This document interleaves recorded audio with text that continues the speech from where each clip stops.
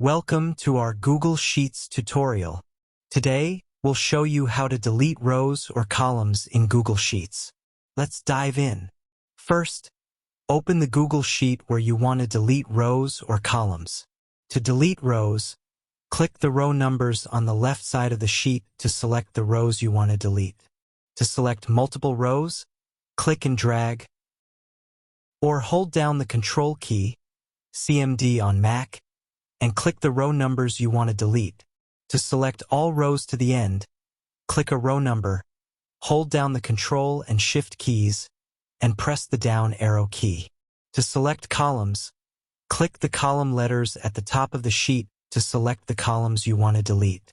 To select multiple columns, click and drag, or hold down the Ctrl key, CMD on Mac, and click the column letters you want to delete. Now you have two options to delete the rows or columns. Right-click on the selected row numbers or column letters and choose Delete Row or Delete Column from the context menu.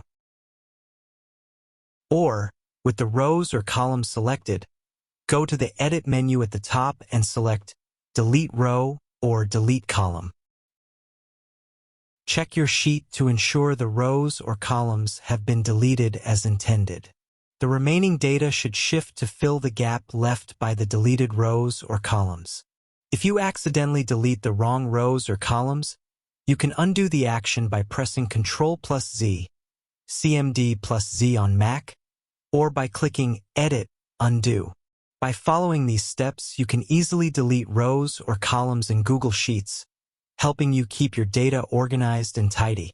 If you found this video helpful, please like, share, and subscribe for more Google Sheets tips and tricks. Thanks for watching.